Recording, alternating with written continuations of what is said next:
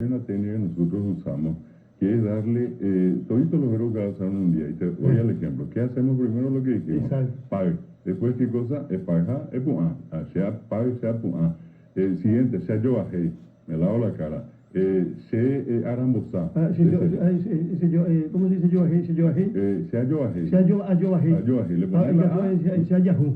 Claro, Sea claro. Yahoo. Pepe, Moisés, yo bajé, arambosá, hace, salgo. Arambosá. Hace, sí.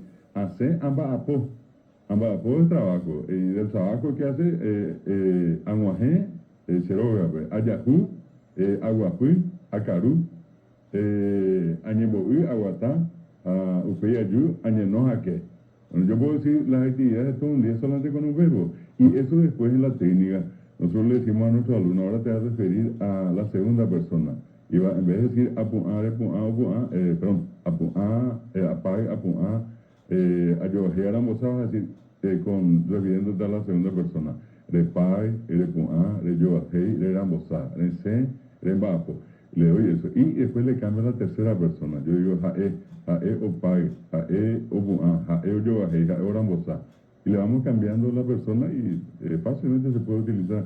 Yo le voy a agregar a pag, a puá, a carú, todo eso le agrego el curí, ya está en el pretérito.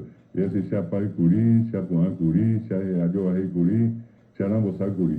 Y quiero llevar al futuro y le quito curí y le agrego ta y digo sea pagta, sea puata, sea arambosata, sea zeta. El que ya, lo único que va a cambiar en toda la historia de la conjugación es a, re, o, ya. El verbo que es carú no cambia. Yo voy a decir carú, curí, de comienzo a fin. A, carú, curí, re, carú, curí, o, carú, curí. Carú, curí no va a cambiar. En el futuro, a caruta, re, caruta o caruta. Caruta no cambia. ¿Qué cambió? A, re, o. O sea, el ejemplo, Carlos, es muy didáctico en lo que estabas mencionando, de cómo, si es que uno entiende esa, digamos, forma de construcción, uno tiene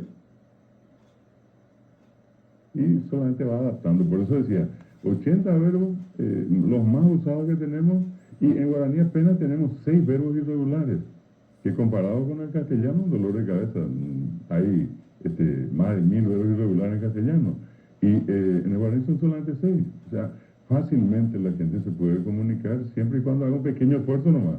80 verbos, una partida de sustantivos, le das, por ejemplo, los colores, le das las cualidades, lindo, feo, alto, bajo, ponaba, ibate, carapé, con la ventaja otra vez que en guaraní los calificativos tienen una sola forma para tu uso. Que uno dice poná y punto. En castellano es lindo, linda, lindos, lindas. En guaraní solamente poná.